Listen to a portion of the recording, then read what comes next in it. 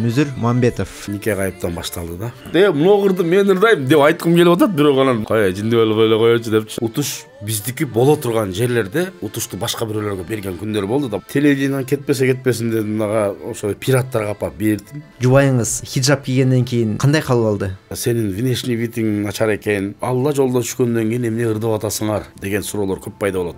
Сынып калат экенсиң да. Группаңыздын аты дагы атаңыздын атына арналып кеңеш болуп аталып калыптыр. Атадан ажыраган өтө жаман экен, ападан да ажырап калдым, ушундай жаман экен. Менин атым чыкпаса да ошо атамдын аты чыгып турсун деп анан кеңеш тобу деп.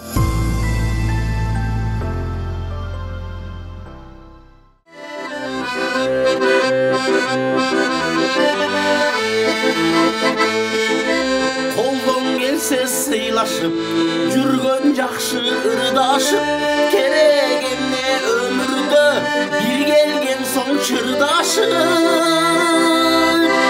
Ору болуп өткөн соң, көздөн жашын төккөн соң,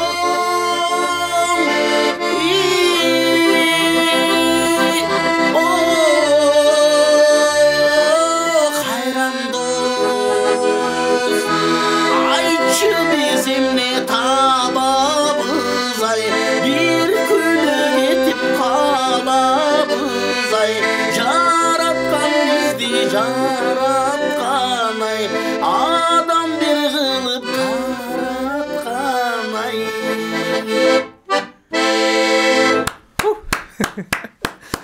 Сон. Кош келдиңиз, Мүзүр байке.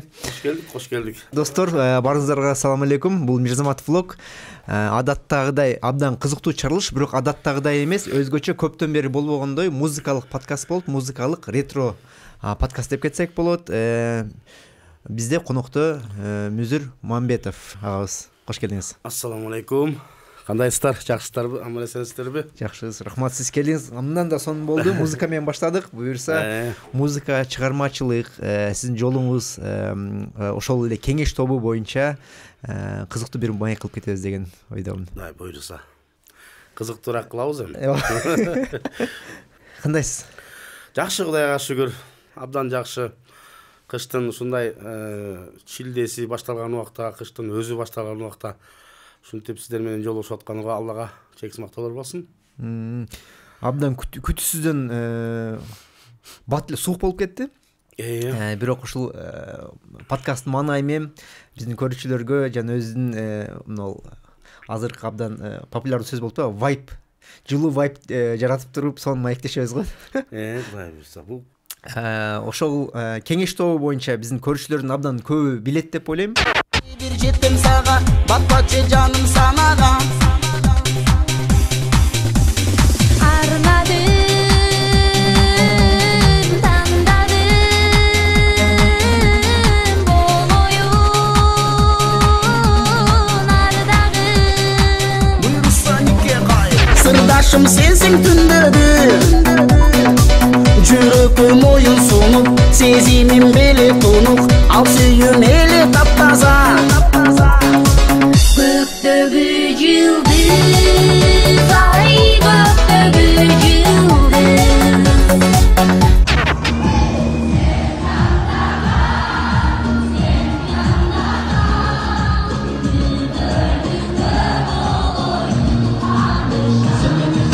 Мындайча айтканда, культовая группа кеңеш тобунун жарылуусуна негизи эле чыгармачылыкка жолуңуз кандай болуп башталган, ошол жерден бир баштап кетсек. Рахмат, жакшы суроо болду.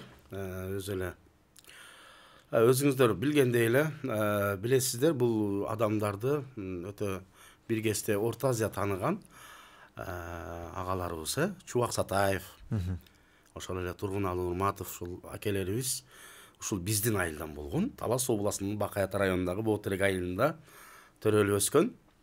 Ошол жактын суусун ичип чоңойгон акелер, мына ошолор бизге таасир калтырды десек жаңылышпайбыз. Анткени алардын убагында ошондой бир азыркы ошол аккордеон ушунчалык мода болуп, ошондой чыгып турган мезгилде алар эми телевизордон чыкканда өзүнчө бир башкача болуп көрүнөт эле. Эми баягы балапан уядан эмнени көрсө ошону алат деген бар эмеспи? Мен бир ушул кичинекейимде жатып ушундай ырчылардан болсом деп тилегим бар эле. Анан тилегимди Кудай таалап берди окшойт. Ал нерсе боюнча сонун бир биз изилдөөлөр жүргүзүп койгонбуз. Сонун суроолорум бар. Ал жакында деле келебиз. Билишим боюнча телевизордон көрүлө чыгармачылыкка өзүм ырчы болсом экен деген ой менен кызыгууңуз башталыптыр да. Ошондой башталды себеби дегенде абдан кызыкчын. Негизи эле биздин үй бүлөдө 7 тууганбыз, 7-өбүздүн баардыгы ырдашат, 6 тең ырдашат. Үндөрү да жакшы, ушунчалык жакшы ырдашат. Бирок алар турмуш атка байланыштуу эч ким сырдабай калды. Баары турмуш атка байланыштуу болуп кетти. Эң кичүүсү менмин үйдөн. Мен эле ырдап калдым да үйдө. Болсом үй бүлөдө ата энеңиз дагы, атам дагы, апам дагы ырчы болгон убагында. Атам дагы ошол өзүнүн айтуусун өзүнүн айтуусу боюнча дагы, ошол өзүнүн досторунун айтуусу боюнча дагы өтө катуу ырдаган киши болгон экен да. Мен билишим боюнча сиздин негиздеген группаңыздын аты дагы атаңыздын атына арналып Кеңеш болуп аталып калыптыр. Кеңеш тобу ошол атаңыздын атынын негизинде аты коюлган экен.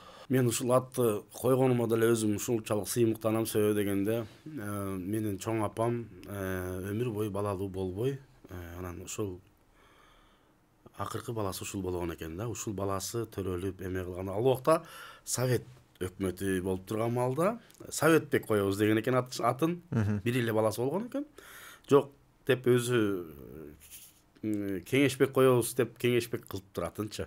Атабыз баардык эрежелерге жеткизип, баарын чоңойтуп, мен армиядан келгенден кийин өзү билгендей эле сураган экен да, мени сени үйлөндүрөйүн же болбосо сага Ямаха алып берейин деди. Мен болсо мен ага чейин айтчым да, мага Ямаха алып бериңиз деп. Мен айттым, Ямахалай алып бересиз.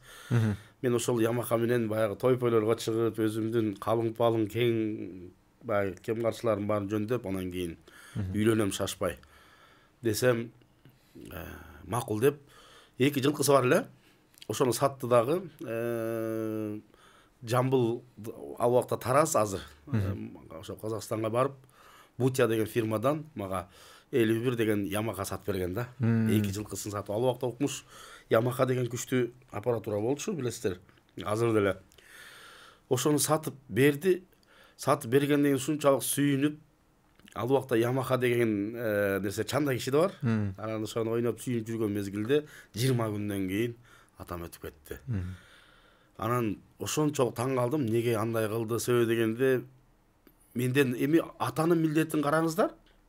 Баланы үйлөнтүш, аны ордуна тургузуш, баардыгын жай-жайына коюш да, менден сураптыр.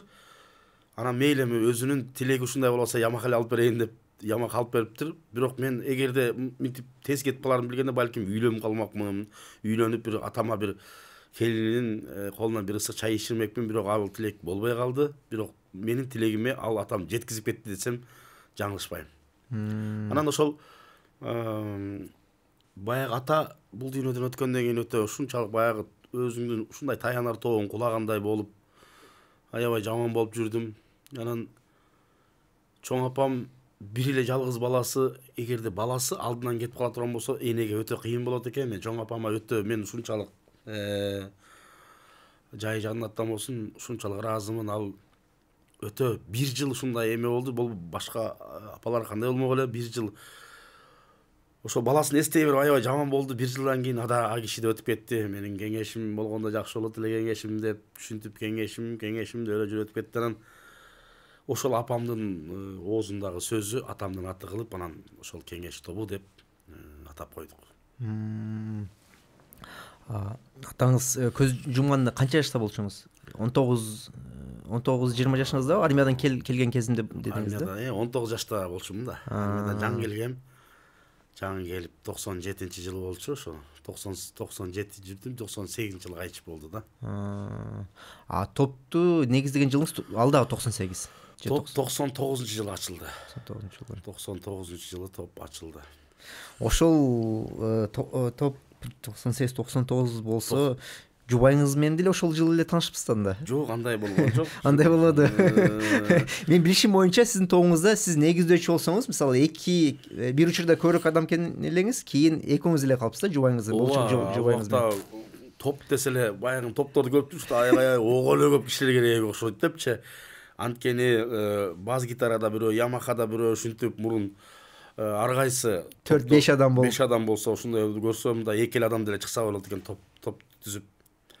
Анан ошондо мен ошол топту түзүп эме кылган ал убакта Гүлмира жок эле да, өзүбүз менен өзү айылда жүрүп ырдачык.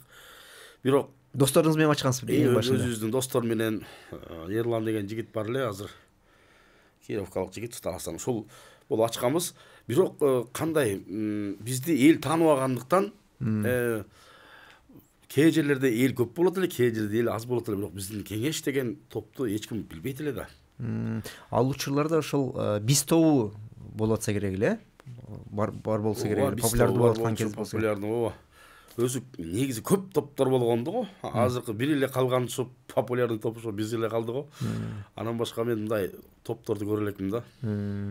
Биз ошол топту ачтык, ачып, бирок ачкандан кийин бир ай жок, бир жылдай жүрдүк. Бир жылдай жүргөндөн кийин эми ал топ менен биз балким Талас областынын ичинде гана жүрө алабыз, бирок башка жакка ал группаны тааныбайт. Ошондон мен шаарга келе бердим. Шаарга келип, шаардан ошол баягы эле ал убакта эми шаарда эмне деген чоң ырчылар, чоң артисттер бар. Биз ага чейин, ага жеткенге чейин биз эмне кылдык?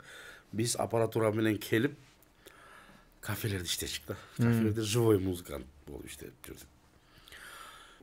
Живьем ырдап жүргөн мезгилде, ошол живьем ырдап жүргөн мезгилде Талай элеси деген топ бар. Мына ошодогу Тото Мидин деген жигит менен таанышып, алардын жигиттери менен таанышып, бул жактагы чыгармачылык жолум ошол жигиттер менен дагы башталып, Талай элесинде бир жыл, 2 жылдай алар менен иштешип жүрдүк. Алардын ырлары дагы ал убакта ушундай, алар жакшы чыккан топ.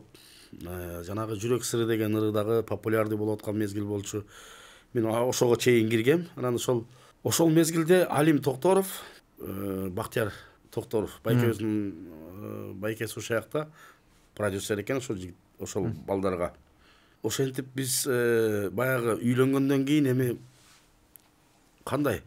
Үйлөнгөндөн кийин ар кимдин тирлиги, ар кимдин өз оокаты өзүнчө болуп калат экен. Мен үйлөнгөндөн кийин ошол Алим байкеге менин өзүмдүн деле тобум бар эле, мен деле чыксам болобу деп, ошентип чыксам, албетте чыксаң болот деп. Мен продюсерим болуп бериңиз дедиңизби? Иә. Продюсер болуп бериңиз биздин топко дедиңиз. Ачык эле айттым, мени көтөрүп бериңиз. Эми алар эми ак караны таанып, биякта уже алар уже бардык нерсени билип калышкан адамдар да.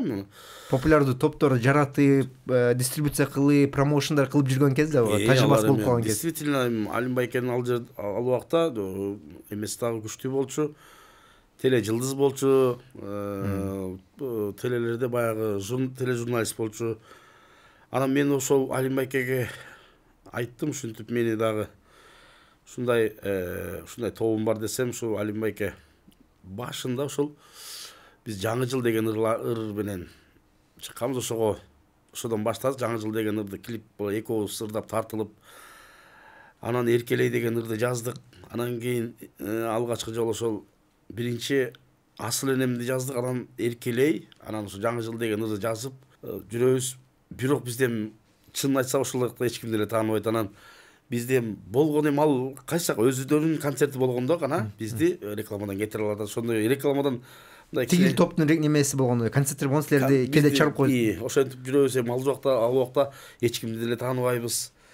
Анан ошентип жүрүп, алар менен ошентип биз тобу менен жүргөн мезгилде Нике кайыпты жазып, анан ошол Алим байкеге угуздум да, ушундай ыр жаздым деп түшүнсөм, мынагу сүйлөгөн жери мындай анча болбой атат, мындай мен айтып атат да, мындай сенин жанагы бул кызырдай турган жери аябай жакшы болуп атат деп түшүнүп койду. Анан Алим байкенин өзүнүн жумуштары болуп калып, ал деле көңүл баягы биз ага деле көп мындай эме болбой калдык. Анын өзүнүн жумуштары чыгып калып, анан эми аны а кишини деле карабайлы деп биз өзүбүз дагы иште аракет кылалы деп студия издеп анан ошо эң биринчи ошо Өктөм Сапар уулуна барып ошо Нике Кайыпты жаздырып аранжировщикке ошол Өктөм Сапар уулуна жаздырып Өктөм жазды. Музыкасын бир жумадай угуп жүрдүм, просто сиңириш керек болуп атат да, ошо сиңирип анан элге кандай кетиш керек, могу жерде кандай болуш керек, бирок ошол оңдоп түзөп отуруп анан кийин бир жумадан кийин студиялар бошобойт. Ал убакта переворот болуп жаштар чыгып аткан мезгил болчу, уже популярдуу болуп калышкан. Мен Султан экөөбүз дагы көп жүрүп калдык. Мен ага Султанга алып баруучулук милдетин да аткарып жүрдүм. Экөөбүз ал таластык жигит, экөөбүз жакшы болчу. Анан ошол маалда ошол Нике Кайыпты жаратып, анан кийин голос жазайын десең эле очередь да. Анан ошентип бир күнү ошо голос жаздык. Голосту бирөөгө жаздык, алга окшошподу. Ошентип отуруп ошо телевидениеде аябай жакшы жазган жигит бар деп ошол жака барып жаздык. Голос жакшы болду, келип адамдарга угсам, ой, нормальный жакшы экен деп калды. Ошентип отуруп анан кийин бул жакта Мырза Айдаралиев деген байкени тааныйсыздар, баары кинорежиссер, мурдакы Аза Универсалдын жетекчиси. Ошол жанагы балдарга продюсер болуп жүргөн экен. Ал убакта алар клипти ошолор переворот кылып ушундай бир жакшы тартып аткан мезгил болчу. Анан ошолорго барып кайрылдым, ушундай клибим ушундай ыр бар эле десек, ошол эко МБ деген студия менен иштешип аткан мезгил болчу. Ошолорго барып берсек, алар ырды угуп атып эле сценарий жаза баштады. Так, бу жерде мындай болуп, тиги бала кайык жазып отурат, анан бери мындай болот, тигиндей болот деп эле ошол жерде эле эме болот. Анан ошону бир жумадан кийин, жок, 5 күндөн кийин даярдаңыла, тарта баштайбыз деді. 5 күндөн кийин тартып бүттүк. Анан 3-4 күндөн кийин клипти алып кет деди. Макул деп клипти алып барып, ал убакта билесиздер, биз ошол телевиденияга жолотпойт эле. Ачыгын айтканда ошо КТРга жолотпойт эле биздичи. Неге? Ал убакта продюсерский состав бар болчу. Худ состав, продюсерский состав бар болчу. Ал жакта азыр көп ырчылардын өзүнүн продюсерлери бар болчу. Алар только ошолорду гана айлантат эле, бизге окшогондорду мындай сәл эме кылат эле да. Өгөйлөтүп жетимсиретип. Радиого кириш үчүн дагы, телевидение кириш үчүн дагы мындай өзүнүн жолдору болсо керек эле дейм да. Албетте барып бирөөнү ыраазы кылыш керек беле, бир фильтрлерин өчүш керек беле. Чынын айтыш керек, эми ал убакта ошол КТРда иштегендердин бизге тоскоолдугу көп болуп калды. Аябай тосту. Бут тосуулар көп эле действительно. Менден башкасы деле толтура болчу. Бирок эң негизгиси баягы адам баласы бир ушундай бир жарылып кетейин дейт экен да.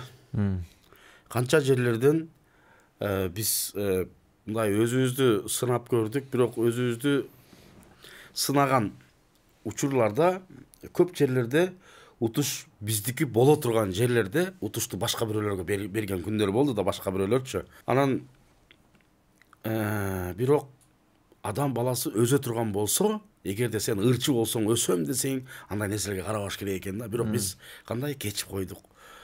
Менин келинчегим дагы андай нерселерден өттү, бирок эми өзүнчө балким ушунча кусаланып, туталанып ыйласа керек. Мен өзүмчө отуруп алып аябай кусаланат элем да. Неге биз ушундай өзүбүздүн талант менен ушундай болуп атсак, биз неге биз ушундай болуп атат, биздин неге ушундай жолубуз тозот депчи. Бирок мен мындай бир нерсе менен эме кылчу элем да. Все равно мен чыгам дечим да. Мен чыгам, эч кимге карабайм. Мен эч кимдин акылын деле уккан жокмун.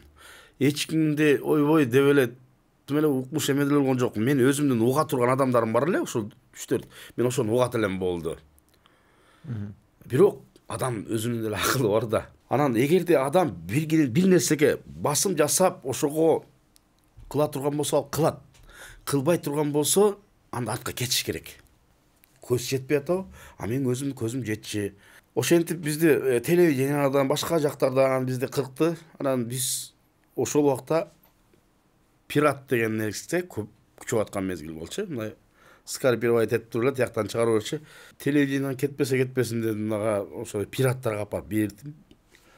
пираттарга апарып бергенде элдер ошол жерге чогулуп алып ошо нике кайыпты клип өткөндө бүт карап отуруштан бирөө бир эже келди дагы мен 500 сом деди да. Мен клипти сатып алайынчы, аябай жакты мага ошолор дегенде ушундай сүйүндүм, я Алла депчи. Өзү бир эле момундай клиптин баардык немеси 30 сомго сатылат го, меники бир эле клипти 500 сомго сатып алам деп бирөө ушинтип атат. Ал эжеге бердим. Тиги Руслан деген жигит ошол менин клипимди алып атат, ал эртең таркатам деп атат. Ага экинчисин бердим, тиге эжеге бердим. Тиге да берип, экөөнү тең таштап, анан кетип калдым. Бир жумадан кийин эми качан чыгат деп ушинтип отуруп, бирок бир жумадан кийин мен ушул температурага аябай катуу оорудум да. Ушундай андай ооруп көргөн эмес, ушундай катуу оорудум. Бир жума төшөктө тура албай ушундай тердеп жаттым. Келинчегим болсо ал убакта Алматыга барып келип иштейт эле. Анан балам менен калат эле. Мен баланы Медер деген балабыз 2006-жылы ошону көчөгө эме кылып сүйрөйт элем. Сүйрөп ушундай кыйналып атсам да ошол баланы сүйрөп эшикке чыкса басылып калат. Үйгө кирсе эле ыйлай берет. Канча жашта эле? Ал убакта Медер 2 жашта болчу. Ушундай жүрөгүм сыгылып, ушундай болуп, бирок мындай өзүм ушу почти бир жумадай оорудум. Бир жумадан кийин аябай кайра ушундай бир тердеп өзүмө келип жакшы болдум. Анан баягы эмени сурап коеюн деп бардым да, эмне болду, кабыл алдыңарбы, качан чыгат биздин диске деп. Ош базарга кирип баратсам эле тияктан жаңырып атат, бияктан жаңырып атат, биздин жанагы эме ырлар ар бир жерде үйүлүп алып көрүп атышат. Анан Ош базарга ошол тиги балага жеткенче эле 3-4 жерден уктум да. Анан бир ушундай бир эме келет экен, ушундай бир мындай баардыгы үйүлүп алып карап отурушса, мунуга кырды мен ырдайм деп айта берейин деп. Айткыңыз келгенди. Айта берейин, айткым келгенде экен, бирок кой дейсиң да. Анан сүйүнүп атасың да, өз жерде, мунуга кырды мен ырдайм деп айткым келип атат, бирок өзүм уялып кой жиндеп эле коечу депчи. Ал мындай толкундоо болот экен, ушундай толкундоо болду биринчи жолу, ушундай бир ырыңды Ош базарда жаңырып эме болуп атса, мага эмне башкасын деле кереги жок, самый главный элдер укса болду. Анан ошентип Руслан деген жигитке жетсем, байке угуп атасыз деп, уже кетип атат, аябай каты кетип атат деди да. Кеткенде да мен мына эрте менен деди 30-ту ап келип койсом, эрте менен ап келгем, 3-4 жолу алмаштырдык деди да. Бир паста талап кетип атат, жакшы кетип атат десе сүйүнөт экенсиң. Ошентип анан 1-2 жумадан кийин ошол Мырза Айдаралиев чалып калды. Ушундай жакшы жаңылык болуп атат деп ушунсам, сен ага кубанбай эле кой деди. Бул деди, сага мындай жолуң ачылып атат. Сен деди экинчи ырды жаз. Ал сен аякка сүйүнүп жүрө бербей деди. Эмнеге? Сен жаз дегенде жазып кой бер деди. Анан ошол убакта оштук бир достор бар болчу. Мурун Жаш таланттар деген группа менен чыккан экен өздөрү. Ошол убакта биз кафелерде ырдап жүрчүк ошол ырды. Эх сулуу кыз деген. Ошону жазып, ыр жок да баягы, ошону жазып чыгарып, ошону кой бердик клиби менен. Ал да жакшы кетип калды. Анан кийин өзүбүздүн чыгармачылык менен аракет кыла баштадык. Мен сенсиз, Карагат деген кийин ушулар ырларды жаза баштаганда, биз менен ошол андан кийинки эмеси ошол Алим Токторовдон кийин эле, Алим Байкеден кийин эле ошол бизде ошол Мырза Айдаралиев менен иштешип калдык. Ошол менен ушул убакка чейин иштешип атабыз да. Ал көбүнчөсү ошол мен менен көбүрөөк убакыт бөлүп калды. Кийин чоң жанагы ушулар менен өзүнүн чоң проекттери бар болчу. Ал убакта клиптин үстүндө жүрүш, анан биз менен иштешип калды. Биз анын үстүндө биринин аркасынан бирин ырларды чыгарып, биздин эмеге түшүп алды дагы. Биз менен иштешип калды. Биз мен ага ырларды жазып апарып беребиз. Ал сразу баягы угат да анан сценарийди жазат. Биз сразу эмеге айдайбыз, баягы пираттарга айдайбыз. Анан бир күнү эле уже телевидение, радио, газеталар уже чакыра баштады. Убагында барганда алар бизди мындай кылып койчу эле да. Анан балким убагында ошондой болсо керек. Анан ошентип анан кийин телевиденияларга башка жерлерге барып ушу бизге дагы ырларыңарды алып келгиле, көбүнчө азыркы учурда силердин ырларыңарды көп сурашып аткандар көп деп анан ушуларга бере баштадык. Ошентип анан эч кимисине кек сактабай алар менен кайра тыгыз байланышта иштешип анан ошентип калдык. Анан ошолорго чейин бир 10 жылдай тынымсыз иштедик. 10-15 жылдай тынымсыз иштедик. Анан бул тынымсыз иштей берсең дагы өзүңдүн личный жашооң дагы бар да, ошого да көңүл буруш керек экен. Ошондойдон биз личный жашоого бала чака чоңоюп калды. Анын аркасынан бир кыз келди. Аларга да көңүл бурулуп, баягы тияк бияк болуп анан ошол чыгармачылыктан бир аз алыстап кеттик да. Ортосунда бир 2014төн баштап алыстап кеттик. Бирок алыстап кеткен жокпуз. Неге? Ал биз бир жылда бир 6-7 ыр менен эме кылсак, бир жылда ошондой жазат элек. Кийин кандай бир жылда 1-2 ырдан, бир ырдан гана жазып калдык да. Турмуш шартка байланыштуу болуп калды. Анан кайра эми башталып келаткан убактан кийин дагы бир жарым жыл ковидтин маселеси болуп кетти го, баары вирус кирип кетти деп эле үйүнөн чыкпай калды. Бирок ошол убакта деле аракет кылып аттык. Андан кийин кайрадан ошол чыгармачылыкка кайра отуруп, кайра өзүнүн калыбына келиш үчүн кайра эле. Бирок чыгармачылыктан алыстап туруп, бирок кайра өзүнүн калыбына келтириш да кыйын болуп калат экен да. Бирок биздин бир жакшы жер кандай?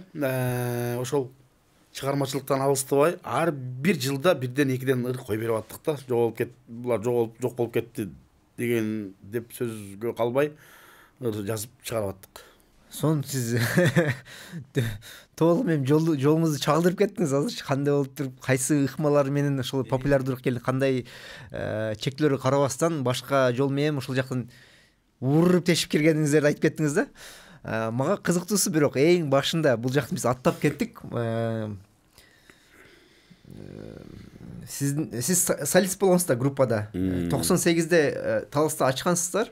Ошол топту, кеңеш тобун. Бирок шаарга кийин өзүңүз эле көчүп келдиңиз да, өзүңүз салган болчуңуз да же өзүм эле келдим, өзүм келип, бул жакта өзүм эле иштеп, ушул Ямаха менен ошол жакта жүрдүк.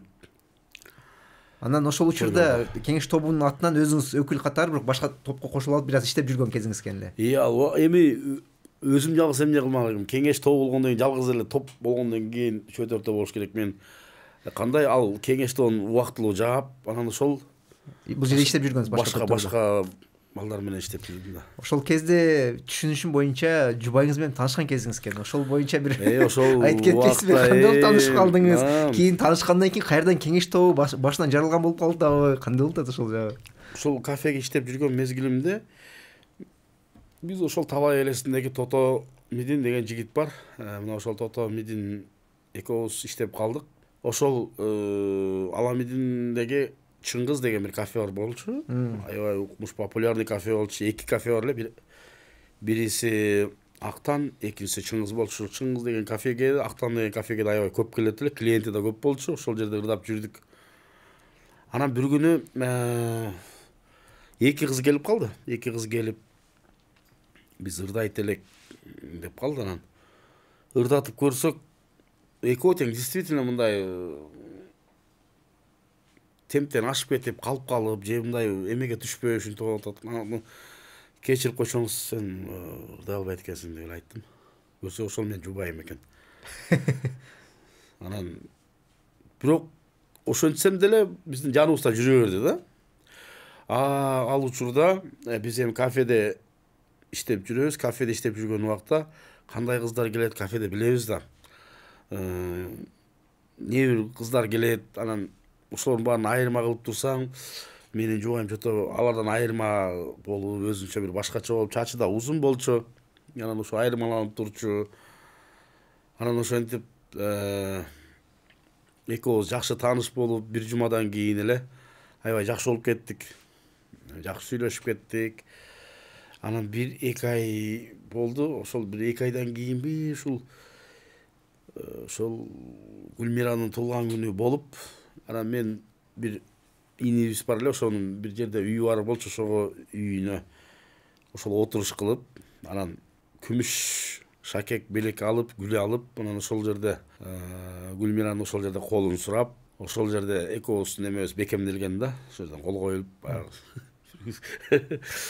анан экөөбүз ошол жерде ошомойдон эми сени айылга барып апам менен тааныштырып келейин, атам жок, раматылык өтүп кеткен деп апам менен тааныштырып келдим, апам дагы жактырды. Анан кийин ошентип жүрүп 6 айдан кийин анан экөөбүз баш коштук. Бул кайсы жыл болчу? 2001 2002 жылдар окшойт. 2002 жылдар окшойт ушул. Кийин баш кошконуңуздардан кийин баш кошкондон кийин анан дагы 1-2 жылдай мен мындай кандай ошол өзүбүздүн аппаратурабыз менен баягыдай эле тойлорго чыгып, кафелерде ырдап жүрдүм. Андан кийин мага белек катары Гүлмиранын эжеси бар.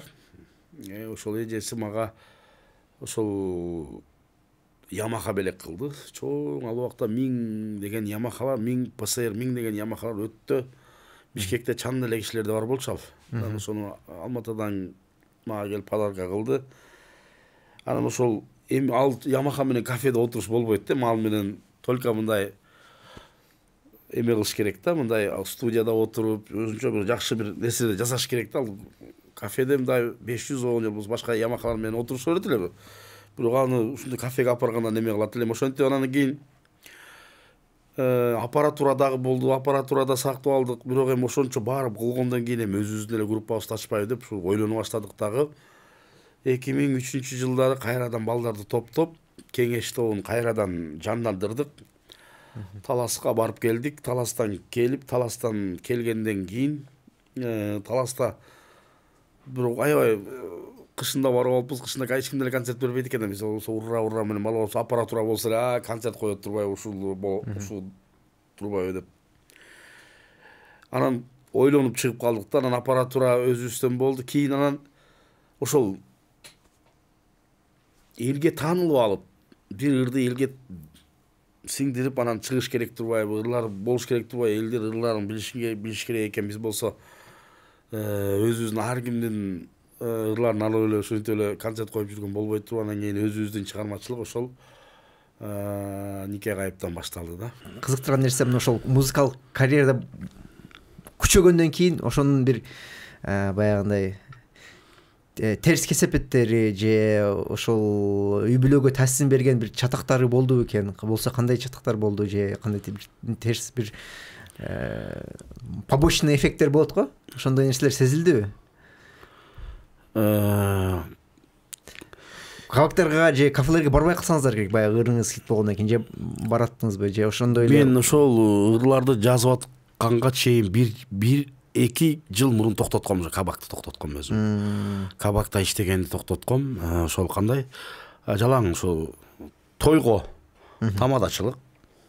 Мен алып баруучу да болчумун, тамадачылык, анан музыкант болуп жүрдүм да. Бирок кафелерге көңүл калган окшойт. Мындай кафелерге чынын айтсам ырдабай калдым да.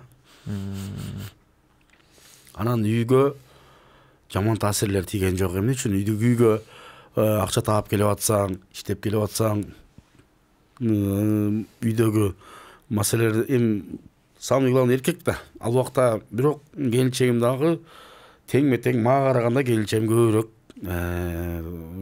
мындай каражат табат эле да.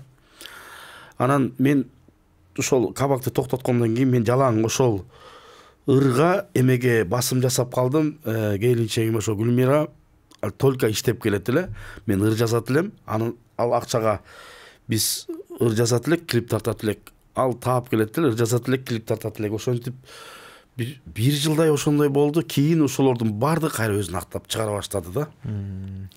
Актап чыгара баштады. Биз кандай мээнетибиз текке кеткен жок. Себеби дегенде талант деген бир жерден болбосо бир жерден оруксап жарып чыга берет. Канчалык аны буусаң дагы, канчалык бекитсең дагы, анан айтып атпайбы, канчалаган бизге тоскоолдуктар болсо дагы биз аларды жеңдик. Жеңдик. Эми азыр деле бар, анда санда. Бирок азыр уже эч кимге моюн бербейбиз дебейинби? Кантип акча таап келет эле жубайыңыз? Менин жубайым ошол Алматада, алар Алматада биздин жарандар ошол жакта иштеп жатып ошентсе коммерция көбүнчө ошондой кылса, менин келинчегим ал жакка жатпай эле барып ошол жакта коммерциясын кылып анан кайра келет эле да. Ал жакта эми жатып иштешет го, мисалы кээ бир кыргыз жарандарыбыз бул барып келип иштейт эле да. Анан ошентип мындай барып мен ушундай боорум ачычы чын эле мындай өзүм эме болчумун. Ошончо товарым ошондой кээде мен вокзалга жатып калган күндөрүм болот эле деп, башым ооруп кыйналат эле деген күндөрүн уксам аябай жаман болом да. Бирок ошол топтун түзүлүшүн чыгарышына мен бул бияктан эме кылсам, Гүлмира ошо каражат жагын основном эми албетте топ өзү эле чыгып кеткен жок. Сөзсүз түрдө ар бир нерсесине каражат керек да. Голос бересиң, голоско каражат керек. Клип татасың, ага каражат керек. Аранжировка жазасың, буга каражат керек. Ошол каражаттардын бардыгын Гүлмира өзүнүн чөнтөгүнөн төлөп спонсировать этип жүрдү. Жалаң ушул эмеси каражаты Гүлмирадан чыкканда жалаң. Анан экөөбүз бирге, мен бул жагын жасасам, Гүлмира бул жагын жасап, ошомойдон бирге алып кеттик да. Кийин бир аз ушул тойдон башка жактан ушинтип концерттен акча таап ушинтип калган мезгилде анан кийин Гүлмирага айттым, сен Алматага болду иштебей эле койчу. Болду, сен мен жанымда эле боло бер, болду, биягына деле Аллага шүгүр деп. Кийин группа кичине мындай өзүнө келгенде анан эч жака барбай калды. Өзүбүз менен өзүбүз болуп калдык да. Өзүбүз менен өзүбүз каражат таап калдык. Анткени барган жерлердин баары концертибиз жакшы болуп атты. Ошол анан кийин ошентип кеттик. Өзүңөр жактырган, өзүңөрдү баягы сүйгөн жумуштар менен, хоббиңер менен акча таба турган даражага келгенде, бардык каражаттарды жаба турган даражага келгенде, ал бизнес жагын токтотуп туруп, толук чыгармачылыкка өттүк да. Анткени мисалы ошол клипмейкер могу күнү болуп калгыла, ошол күнү ал убакта погодага карайсың, же актерлукка карап каласың. Ошонун баарын бир күнгө чогултуп, погоданы дагы эмени да бир күнгө чогултуп, ошонун баарын эме кылып, клипмейкер ошентип анан кийин ошол күнү иштеп, ошону эме кылып салат элек да. Анан кийин силер бошсуңар дейт элек, ырдаган жерлерин тартып алат элек, ойногон жерлерин тартат элек. Ошо күндүн жакшы күндөрүн ушинтип эме кылып белгилеп туруп, ошону кээ бирде 5-6 күнгө узарып кетет клип, кээ бирде 2 күн, кээ бир 3 күн болуп кетет. Жарым айда тартылган клиптерибиз болду. Аракет кылсаң берекет да. Аракетин кыла берсек, себебин кыла берсек, Кудай Таала бере берет. Ошон үчүн тынмаган мээнет, дагы деле ошол тынбайбыз. Ошол учурларда оюңузча кайсы тоскоолдуктар эң негизги, ушул жыйынтыкка жеткенге чейин эң негизги тоскоолдуктар эмнелер болду деп ойлойсуз? Эң чоң тоскоолдуктар булар ошол барганда клибиңди албай койсо, барганда ырыңды албай койсо, барганда сенин внешний видиң начар экен деп ушинтип атса, ушул сынып калат экенсиң да. Анан жыл сайын ар бир газетабы, ар бир телевидениябы ушундай бир жыл сыйлыгы болгон убакта канча ырларыбызды элдер жактырып, ошончо балдарды чогултуп атсак деле, биз алардын көзүнө көрүнбөгөнүбүз ушундай бир өзүбүзгө бир эме болду да. Болбосо эми анча-мынчаларга караганда биз өзүбүз концерттен байкайт элек да. Барган концертте сөзсүз түрдө чоң жерлерде 2 сеанстан коет элек. Анткени биринчи сеанска ошончо эл келет эле, экинчи сеанска да ошончо батпай калат эле да. Анан мен ойлойм, ошол убакта тунуштар ушунчалык басым жасаганбы, мен ал убакта мен анчалык деле тааныштарым жок болсо керек. Биз өзүбүздүн Алла берген күчүбүз менен чыктык десем жаңылышпайм. Эч кимден эчтеке сураган жокпуз, өзүбүздүн күчүбүз менен чыктык иншалла. Мен оюмча ошол кыйынчылыктарга карабастан ошол ал учурда башкачараак эле азыркындай платформалар ушул айтып кеткендей TikTok, Instagram, YouTube'дар анчалык катуу өнүкпөгөнүнө карабастан ийгиликке жеттиңиздер да. Бул ийгилик. Абдан өлкөбүздүн чоң катмары сиздерди тааныйт. Ошол учурда сиздин өзүңүздүн бир күйөрмандарыңыздар да пайда болуп калган да. Мындай жок деген бир 100 000, 200 000 постоянно сизди көрүп турат бир ошолор көргөндөн кийин артынан дагы бир 500 000, 700 000, миллион, 4 миллион, 5 миллион доллар артынан дагы тартып кетип турганда бир баягы өзөгүн түзгөн бир күйөрмандарыңыздар пайда болуп калган да. Ошол күйөрмандар, угармандарыңыздар жубайыңыз хиджаб кийгенден кийин кандай кабыл алды? Ал жерден да бир өзгөрүүлөр болду, ал жактан да бир ойлоруңуз бардыр балким. Бул жерде мындай да, артист деген ар кандай формаларды менен чыгат. Артист деген баягы кээде серьезно кийинип алышы мүмкүн, кээде не серьезно, кээде мен башынан эле ошол келинчегимге айтам, сал узунураак кий, тизеңден ылдыйраак кий, төштөрүң ачык болуп калбасын. Ал жерде кандай деген адамдар отурат, ошон үчүн аксакалдарга, көк сакалдарга, улуу кичи муунга мындай шалактап кетпей ушундай кийин деп мурун эле ушундай тыюу салчым. Кийин хиджаб кийип чыккандан баштап эле чын эле мындай башкача көз караштар менен карай баштады. Неге? Хиджаб кийгенден кийин силер Алла жолдо түшкөндөн кийин эмне ырдап атасыңар деген суроолор көп пайда болот. Гүлмиранын хиджабка келгенине почти 2 жыл болоюн деп калды. До сих пор ошонун жолугуна сөз кылып, ошо жолугуна бир асылган сөздөр көп болот да. Ошонун тегерегинде сөздөр көп болот.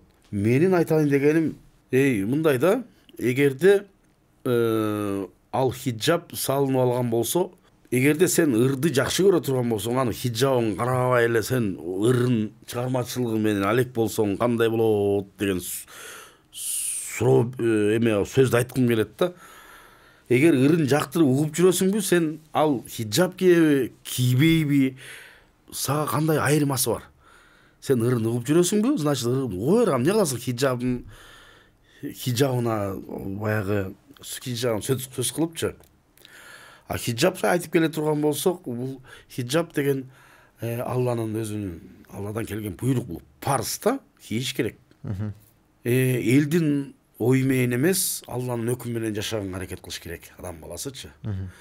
Өзүңдүн оюң болбой аткан болсо, сен значит сеники болбойт андачы. Аллах Таала айтат экен, бир бар сенин каалооң, бир бар менин каалоом дейт экен, бирок баары бир болот менин каалоом деп.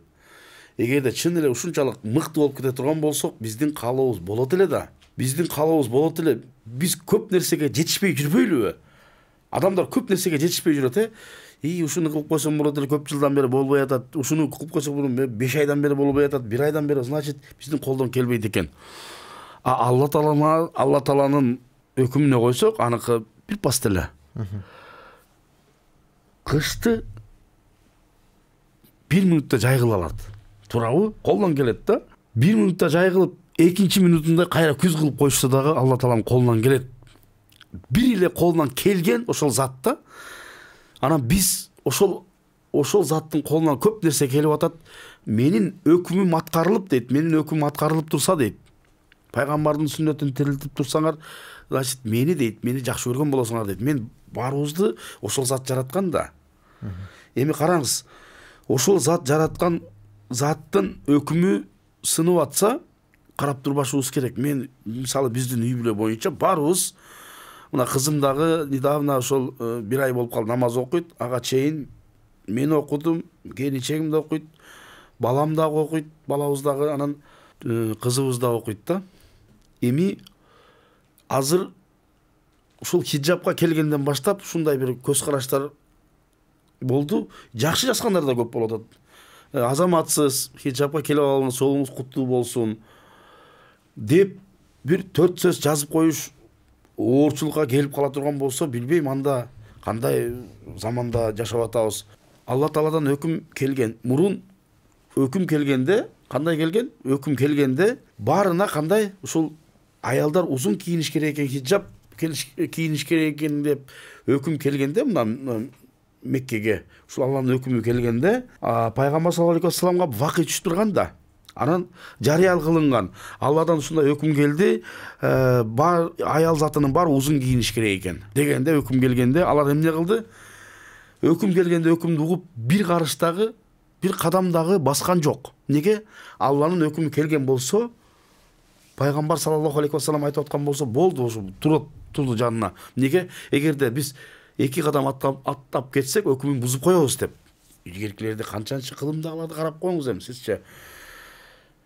Баласынбы, күйөөсүнбү, бирөөсүн чурката коюп, узун кийинип, ошол жерден анан кийин Аллахтын өкүмүн сындырбаш үчүн өкүм келгени кайсы жерде укса, ошол жерден кийинип дальше басып кетишкен дейт. Караңыздар. Биздики жүрөт го. Өкүмү качан келген Кудай Таалан, биз жүрөбүз го.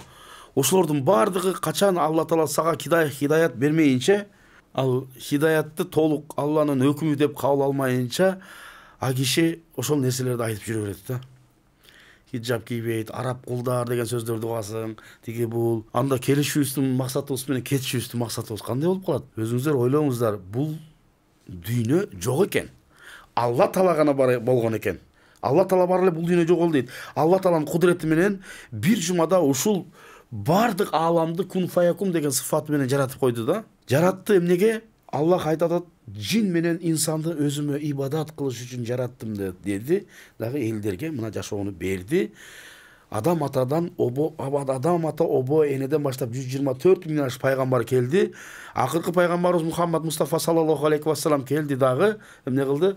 Бул дүйнөгө рахмат болуп келип, бул дүйнөдөгү адилетсиздиктердин бардыгын жойду.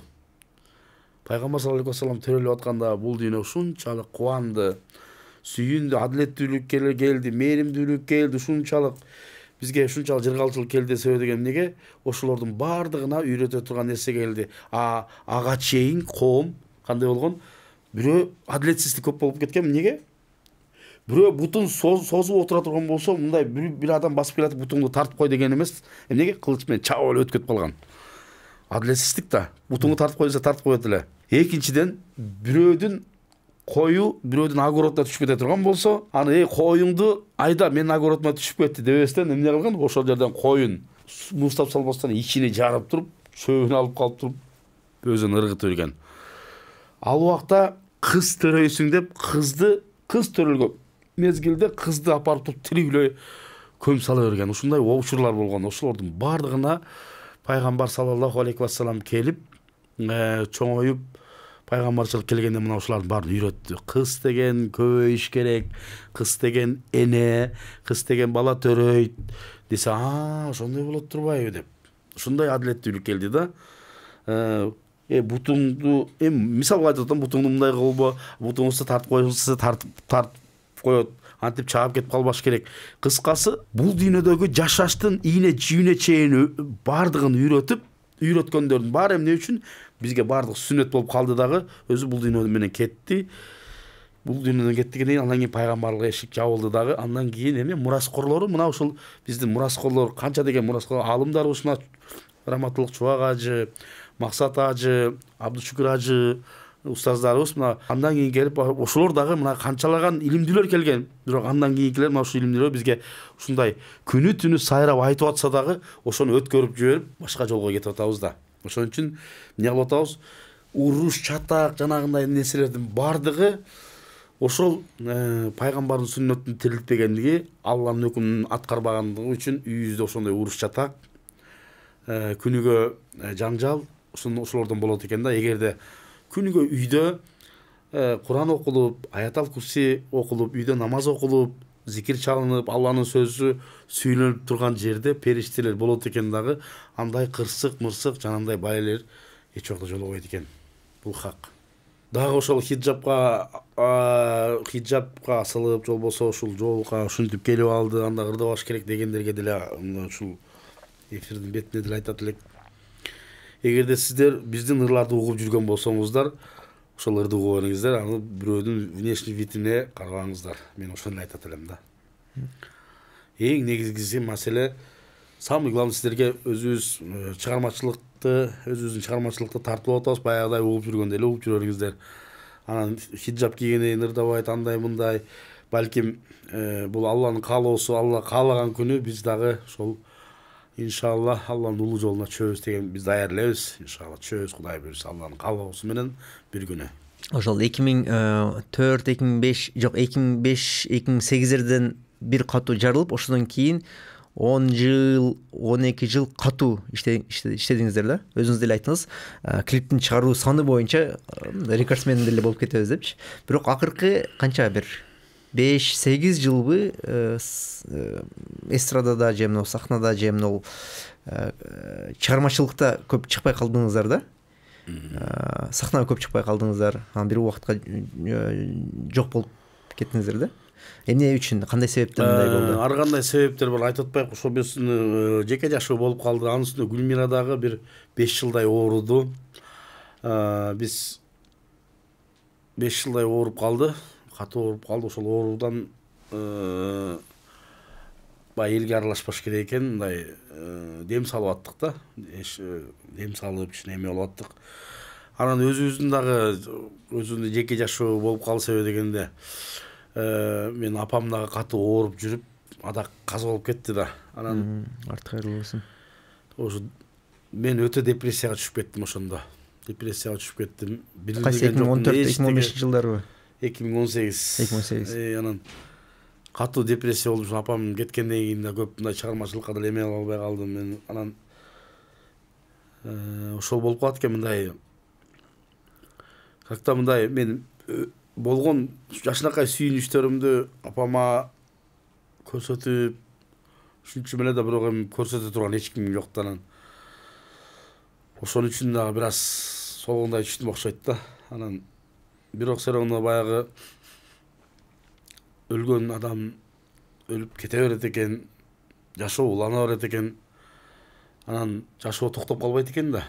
Анан баары бир баягы эне баары үчүн жалгыз эмеспи. Ал канчалык сен 60-ка чыксаң дагы, 1 жашта болсоң дагы, канча жашка чыксаң дагы эне үчүн бала элесиң да, анан башка ушундай экен да. Ошон үчүн эненин азабын көбүрөөк тартып калдым. Эне өтө ушунчалык бир как-то бир өзүнүн бир деми болот эле да магачы, ушундай бир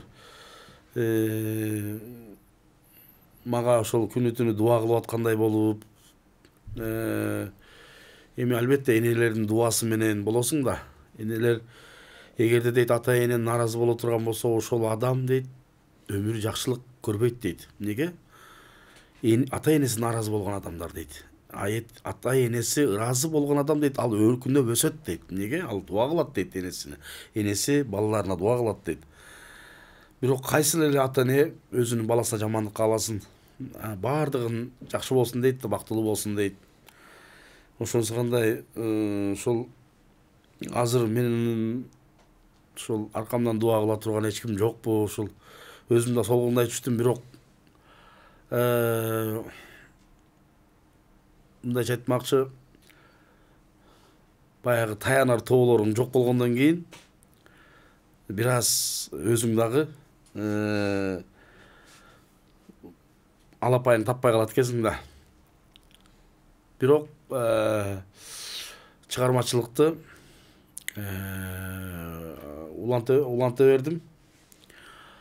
Себеби дегенде андан ары жашоо уланат. Баягы кечеөнкү угуп аткан адамдар кайра эле телефон чалып, жазып, ырларыңар барбы, чыгардыңарбы, биз силерди күтүп атабыз деп канчалаган адамдар ушинтип жашынакай өздөрүнүн жылуу сөздөрү менен, жылуу комментарийлер менен жолуккан сайын мен силердин ырларыңар менен үйлөнгөнбүз, биз силердин ырларыңар биздин жашообуз болуп калган, силердин ырларыңар биз үчүн ушунчалык бир башкача күнү түнү угабыз деп ушинтип бир көңүлүңдү көтөрө турган эме болсо кайра эле ушул баягы кете берет экенсиң да.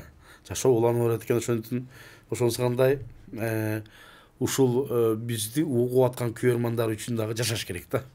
Ошол үчүн дагы жашынакай бир сонун чыгармачылыкты өркүндөтүп, ошолорго бир жакшы нерселерди бериш керек. Бул биздин элдерге болгон парзыбыз дебейинби? Чыгармачыл инсан катары. Чыгармачыл инсан катары парзыбыз.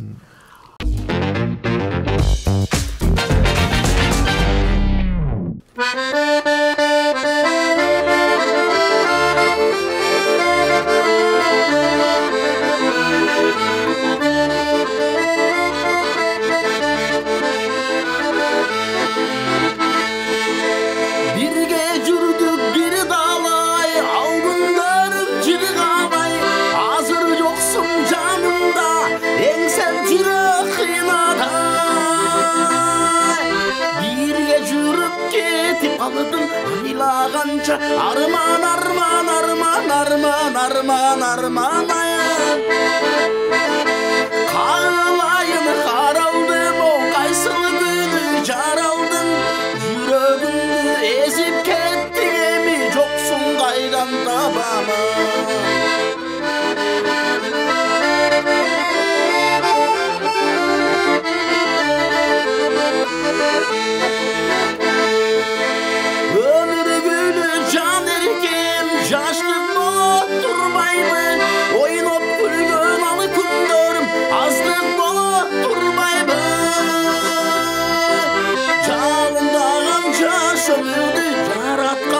Al bir gelse öpüp gitmey turgan kılmaydı Ötüp ketken al kündürüm kimdir gana eksebit Ayrılıp gel al kündürüm kimdir süyvanı eksebit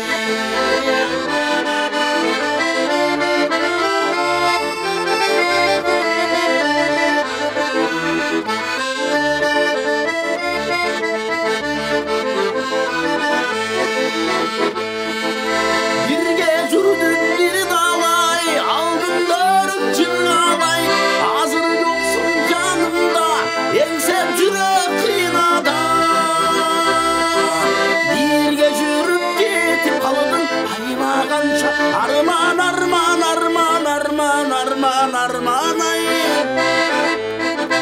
Kanlayın karaldım o kaysıl günü caraldım Yüreğimde ezip kettin emi yoksun kaydan tabamın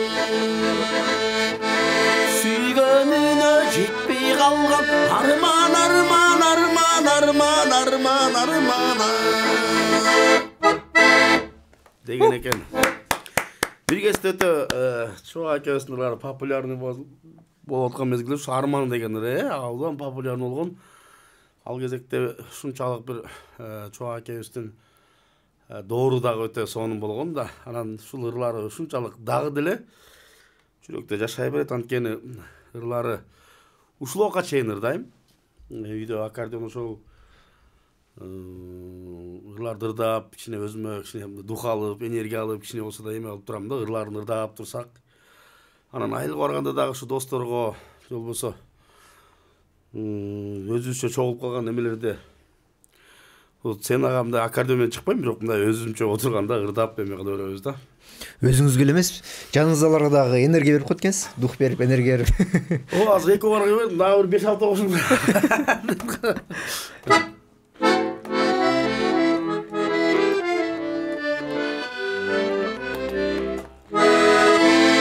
Дагы бир ырдап берели. Бүгүн жалаң эле ушу чүкем ырларын ырдайт окшойбуз. Чубак Сатаев. Чубак Сатаев. Sen mening ayı saldın canım nege kaygıga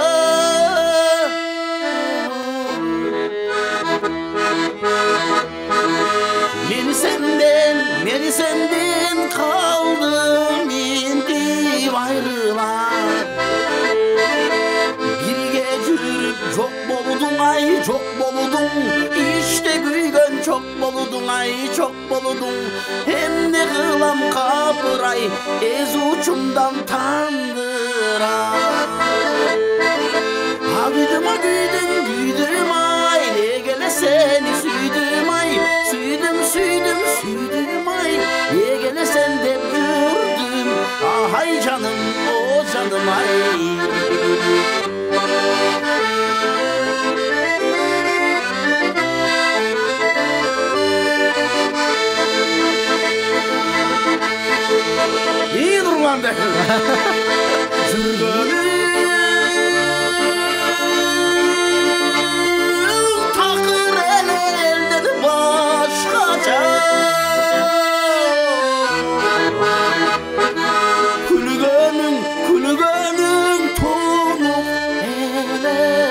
таза. Еңсебеске арга жок ай, арга жок. Еңсегенде пайда жок ай, пайда жок. Эмне кылам капырай, ичим жалын тышым чок. Güydüm ay, ne gele seni süydüm ay, süydüm ay, ne gele sen de cürdüm ay canım, o canım ay.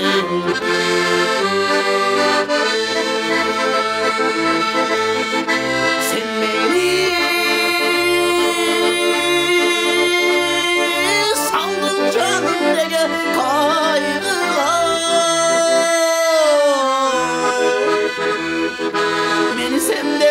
Meni senden kaldım bindim ayrıla. Birge жүрüp çok boldun ay, çok boldun. İçte büyüdün çok boldun ay, çok boldun. Hem ne kılam kapıray, ez uçumdan tandıra. Ha güydüm ay, ne gele seni süydüm ay, süydüm ay. Ne gele sen de cürdüm, ah ay canım, o canım ay. Dep çoğa göz. Ay canım Kızlarının ay. yüreğinin ornalığa ekan. Ay canım, oy canım. Ah, yurdaşты үйрениш керек эле. О, да, Бир аз маегибизди улантып, анан кийин дагы бир ырга кайтсак экен. Абдан сонун чыгармаларды аткарып бердиңиз. Ошол аккордеон менен кайсы түрдө кантип, кайсы учурда үйрөнгөн болчуңуз? Ошол дагы кызыктуу тема болуш окшойт. Кандай десек, ошол агарларыбыз, Чубак акебиз, Тургуналы акебиз, биздин айылда, ошо биздин айылдын суусун ичип, чоңоюп, ошол жерде өскөн сыймыктан ушул байкелерибиз менен экөө тең бул дүйнөдөн өтүп кетти, бирок канчалаган сонун ырлары менен бул кишилерди бир эле Кыргызстан эмес, Орто Азия боюнча тааныйт. Ал убакта дүркүрөп турган маалы биз көп жерлерден өзбектердин ырдаганын уктук, казактардын ырдаганнарын уктук, ошо агаларыбыздын ырларын. Анан баягы балапан беш эмеде жатып, балапан баягы уяда жатып эмнени көрсө ошону алып койсо, мен деле балким үйдө телевизордо көрүп ошолордун ырдаганынан ушунчалык таасир алганым себеби болду. Кичинекей менен эле ошолордун ырдаганда ушул Чубак акелердин, Тургуналы акелердин ырларын ырдап баштап ошол жолго түшүп алдым. Биринчи ушул Бекиш деген байкебиз бар эле, ошол жакыныраак тууган акебиз. Ошонун үйүндө гармошка бар экен, ошол менен тартып ойноп жүрүп, кийин Турсун деген акем бар болчу, ошол раматылык өтүп кетти. Ошол менин бир аз ошо музыкага шыгым бар экенин билип, өзүнүн достору ошол Дом культурада иштейт эле. Ошол Дом культурада мага бир чоң бир аккордеон алып келип берди. Ошол аккордеонду тартып жүрүп, анан үйрөндүм. Анан үйрөнгөндө эле ошол ушундай бир кандай тим эле баягы короодо эч ким жокто отуруп алып, өзүңчө эле бир мындай чоң сахнада ырдап аткандай болуп эле ошол аккордеон менен. Анан эң биринчи жолу ошол аккордеон менен мектепте ырдап чыкканда мен элдердин баары таң калганда, неге баягы себеби дегенде, ал убакта кишилердин ырлары популярдуу болуп аткан, Бек агабыздын ырлары популярдуу болуп аткан, ошолорду ырдап чыкканда өтө элдер башкача кабыл алышканда. Ал убакта мен 7-класс болчумун. 7-класста, ал убакта 7-класстын балдары аккордеон эмес, башка дагы нерселерге эме болбойт эле, бирок мен баягы ушунчалык аккордеонго өтө белгилүү болгондуктан бат эле үйрөнүп алдым. Мектепте звезда болуп калдым, ырдап жүрүп, о деп анан мектепте ырдап жүрүп, мектептен кийин уже баягы ар бир эмелерге угулуп баштады. Ушу мектепте 71-чи жылкы байкелерибизден баштап 76-чы жылкы 76-чы жылкы жигиттерге чейин байкелер браттар. Мен 77-мин. эми алар айыл боюнча братандар да, мага 71-жылда 1 жаш болсо да братан да. Братан да, алар все равно братан кылат дегенде 71-ден 76-га чейин ошол братандарыбызды эмеге узаттык, армияга узаттык. Анан ал убакта бир эле өзүбүздүн айыл эмес, башка айылдар да чакырат эле да. Анан башка айылдарга барып ырдайт элек. Анан дагы бир башка айылдарга барсаң, ушул Мүзүр деген бала бар экен, ушулар ырдайт экен деп биз барганганча эле угулуп калат эле да. Ал убакта деле ошол мындай билинбеген TikTok, билинбеген Instagram, билинбеген ушул бир телефондор бар болсо керек эле. Биз барганча эле Мүзүр, биз барганда ошол өзүбүздүн атыбызды угат элек да. Мүзүр деген келет экен, Мүзүр деген ушундай барат экен деп. Ал убакта действительно музыканттар аз болчу. Анан мен дагы кандай десем, ошолордун катарына кошулгум келчү, чоң агаларыбыздын катарына кошулуп, ушундай бир күнү түнү менен аккордеон менен отуруп, анан эми түндө албетте баягы түндө ойной албайсың, бирок эртең менен тургандан баштап эле короого кирип алып аккордеон менен ошентип жүрүп, райондан кийин область ушинтип кетти да. Областтарга барып ырдайып калдык, ушинтип калдык. Анан менин кошуна Кубат деген классташ дос бала бар болчу, ошол айтып калды, чаткалга барып келбейлиби, ошол жака барып жакшы жер бар, ошол жака барып эс алып келебиз деп. Анын аталары, чоң аталары ошол жайлоодо кой жаят эле, ошондон Чаткалга бардык. Чаткалга барып, Чаткалдан ошол Бакай ата райборбордук маданият үй бүлөс, маданияттын адамдары менен таанышып, бизге кел, бизге иште деди. Ал жерде алар менен иштешип жүрдүм. Анан алар менен иштешип жүргөн маалда Бул мектеп учуруңузда? Мектеп ошондо 7-чи класста ошо мен мектепти почти таштап эле койгом да. Анткени мектепке окуга калгам, мектепке чейин келип мени алып кетишкен күндөр болгон. Анан почти күнү келе, той күнү келе майрам болуп кетти да. Аккордеон ырдаган ат менен. Анан ошон үчүн уже 8-чи класстан баштап, 7-чи класста үйрөнсөм, 8-чи класста уже кандай? 8-чи класстан баштап бирөөлөр башка окуу жайларга 8-чи класстан баштап окубай койсоң деле болот. Мен ошо 8-чи класстан баштап, уже 7-чи класста үйрөнсөм, 8-чи класстан баштап уже мен окууну башы таштап, ошол Бакай ата маданият үйүндө барып иштедим. Анан алар менен көп иштеп жүргөн маалда эми алар бир майрамда же болбосо бир учурда эле бир ырдап койбосок, андан кийин мындай жөн эле барып кетмей да. Мага ошол нерсе жакпайт эле да. Бизге күнүгө репетиция, күнүгө болуп турса болот эле. Анан ошентип ал жерде жүрүп, Урмарал деген жер бар, ошол жерде чоң бир майрам болду. Урмаралдын Токою деген сонун бир жакшы жери бар беле, ошол жака барып концерт болду, чоң концерт болду. Ал убакта биз кичекейбиз. Анан алар концертин коюп бүтүп кетишти. Анан бир байкебиз, ошол жакшы аккордеон бар экен, жаңы аккордеон, ошол бозийде бир ырдап аткан экен. Анан бир айтып калды, бияка кирип ырдап берчи деп. Анан бир ошол бир бозийде бир 12 бозий бар болчу, ошо бир бозийне кирип ырдап атсам, ал жердеги бозийлер кийинки бозийге, кийинкиден кийинки бозийге уже кандай, ал убакта баягы акча кыстырмай деген мода эле. Ошону жээним бар эле, мен жээним Серик деген жээнибиз экөөбүз ушул 12 бозийди кыдырып чыгып, ушундай бир акчалар чөнтөккө толуп, ушундай бир эме болгом. Анан ошол жердегилерден мени көрүп калышыптыр. Талас областан келген маданияттын кызматкерлери келип, анан мен ошентип Таласка которулуп кеттим. Таласта да иштеп жүрдүм. Талас районундагы маданият үйүндө иштеп жүрдүм. Ал жерде эле ошондой да, скучный да. Ал жерде бирок Ямаха бар болчу, аппаратура бар болчу.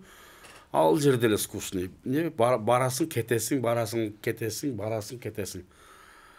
Анан ал жерде Пысыр 36 деген Ямаха бар экен. Анан эми ал жердеги сөз өткөндөр үйлөрүн алып кетет эле. Анан бир Алтыбай деген байкебиз бар эле, ошол үйүнө алып барып коюп, анын үйүндө ойноп атканын билет элем. Анан эртеси күнү кечинде түндө бардым дагы. Балдар айтып калды.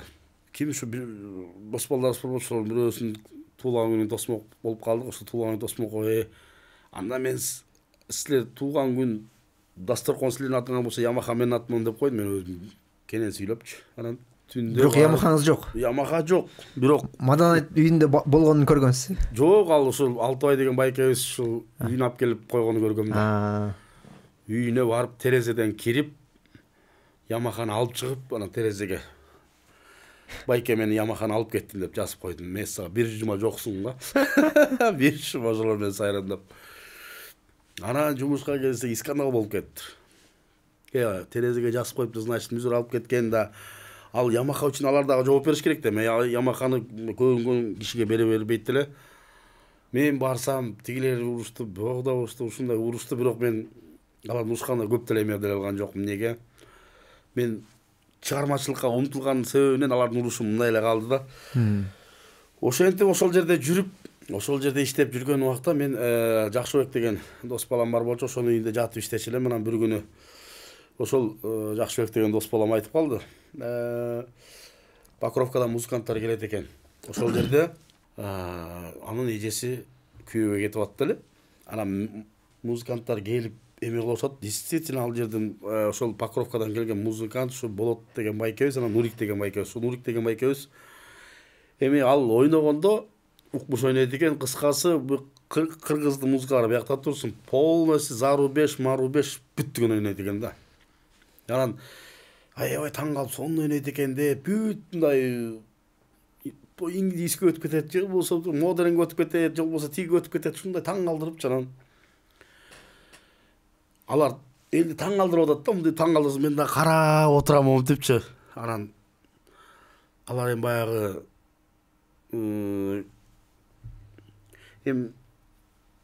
чай ичкен үйгө кирип кетишет. Анан мен акырын келип байкем гүл чайтап берип коесуз, мен өзүм кичине ойноп отуруп турайын деп. Анан акыры жанагы штекерин чыгарып, колонкадан эмес өзүнчө тип ойноп атсам эле ошол Болот деген аке тип карап, ойнойсуңбу деп кетип калды.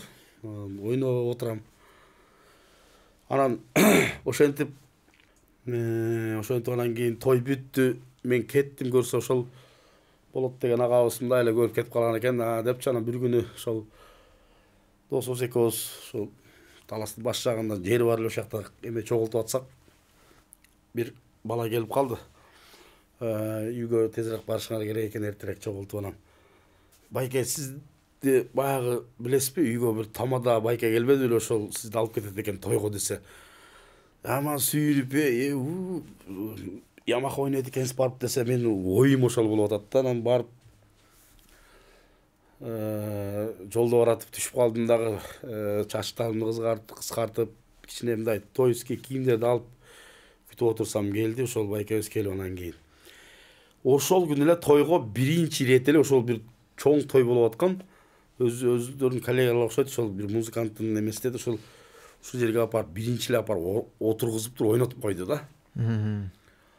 Анан мен таң калдым, мен кантип ишенип келип мени көтсө мындай тияк биякты көргөн эме экен, ошо Болот деген ушулга чейин жакшы сыйлайм.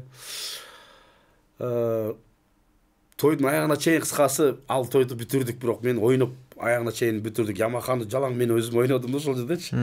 Бүтүрдүк. Ямаханы алып келип ал үйгө койду, сайпериңиз менен түнү менен ойноп, үйлөнүп, эртеси күнү той болду. Ошентип бир жумада ушу Ямаханы полностью ичин эме болуп калдым. Ошомойдон биз экөөбүз иштеп баштадык, ошол Болот аке экөөбүз. Анан ал тамада болчу, мен музыкант болчумун. Где-то бир 5 айдай экөөбүз ушундай иштеп калган мезгилде бир күнү бир чакан тойго барып, мен азыр келем деген бойдон кетип калды. Сиз ал учурда 8-класс, 9-классыз, э? Мен ал убакта армиядан келип калган. Армиядан келген учурыңыз. Жок, армиядан келгенден кийин, армияга кеткенге чейин жанагы иш болуп атат да, жана Маданият үйүндө. Анан кийин тиги бала экөөбүз армиядан келдик. Армиядан келгенден кийин жана Маданият жери Талас областындагы Талас район Маданият эме дом культурасын иштеп калдым да. Анан ошол жерден жанагы байкебиз алып кетип атат. Анан ошентип бир күнү ошол жерде ошол баягы Ал байке жок болуп калды. Тойду өзүңүз алып барышыңыз керек болуп калды. Мен ошол жерде отургам, анан баягы эми ал келип алып барат экен деп Ямаханы кармап анан ойноп отурсам эле келбей койду да. Келбей койду ал. Анан тойдун ээси айтып калды, бияк башкаралы тиги болсо жок давай сен деле баягы эмесиң да музыкантсың да эми кичине нары жак бери жак кыл деп алып мага келип списокто берип турган таштап алып кетип калды. Тамадачылыкты да кылып атам. Кыскасы тойду жакшы алып барып, тойду бүтүрдүм. Өзүм да ойноп, тамадачылыкта бүтүрдүм анан. Аппаратураны чогултуп алып үйгө барсам, кене эле спокойно жүрөт. Сиз тойго барышыңыз керек болом, эмне барган жоксуз десем. Барып ойноп келдиңби? Баары жакшы эле деп койду. Анан ал мындай алысты көргөн адам экен. Анан мени ошо ташалып калды деген окшойт, ошон үчүн акырын эле таштап кетип калыптыр. Биягына да көрсүн деп. Анан ошентип алып баруучулук жагында анан Yamaha ойноп дагы ошентип келип, анан а киши менен башка өнөрлөрүңүздү деле ачканга себепкер болуптур да. Ошол анан кийин ошентип жүрүп, анан атам дагы бир күнү мага Yamaha алып берем деп калды да, ошондо атам Yamaha алып бергенден кийин ал киши менен давай болуп, анан мен өзүмчө эме кылып чыгайын деп, бирок Бишкекке келе бердим да. Бишкекке келип, кафелерди иштеп, аппаратура чогултуп, ошентип Бишкекке иштеп жүргөн мезгилде, анан ошол жанагы жигиттерге жолугуп калдым да, талай элесин балдарына жолугуп, анан кийин дальше ошондой болуп кетти да, жанагындай болду. Алардын аркасында ошо жана Алим Токторов байкебиз менен таанышып, ошентип өнөр жолубузду улап кеттик нары. Жаңы жылда чыккан учуруңуз болгон экен эле го. Өзүңүздү Майкл Джексон катары сезген.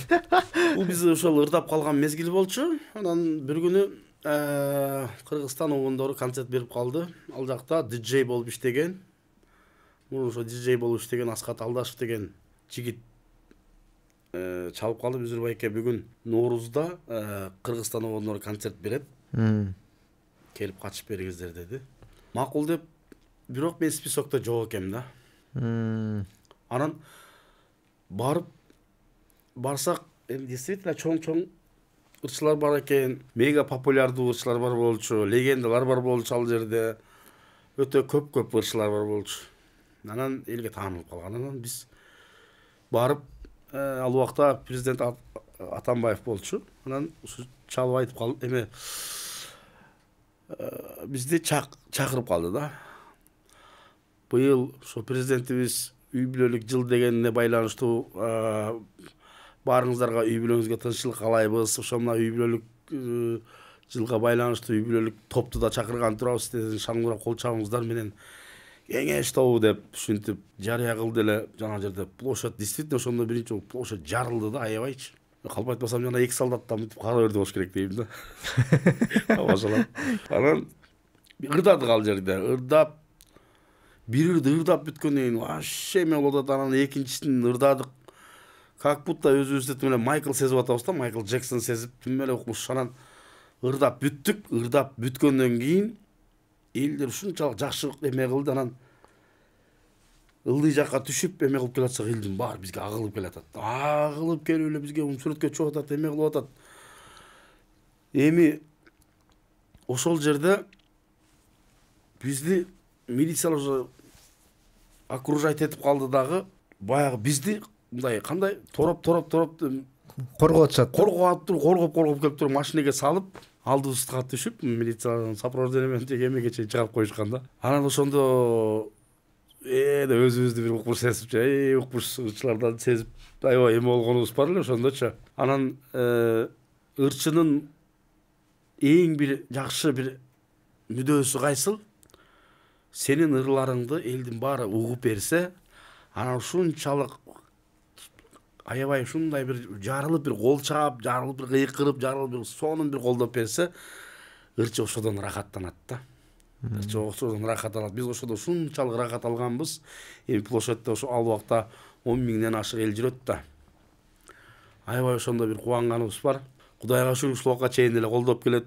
Ар бир адам ошон үчүн баягы мен ойлойм, бир-эки ырды жазып коюп эле өзүбүзчө звезда сезип бешишибиз керек да. Мен канчалаган ырларды жаздык, бирок элдер таанып турса деле биз ошол жөнөкөйлүккө басым жасадык да. Кой элдер дагы бизди мындай бир башкача эме кабыл алып калбасын деп. Анан эми айрым ырчыларды көрүп жүрөбүз. Мындай кичине бир-эки ыры чыгып калса эле өзүн эч кимге теңебей, анан менмин деп калган адамдарды байкайбыз да, ырчыларды. Анан эгер ырчы болсо, эл адамы болсо, колдон келсе ошондой нерсени жыйыштырып коюп эл менен болуш керек да. Жаш балдардан көрдүк ошондой немелерди. Анан ошондой нерсени кылбаш керек да.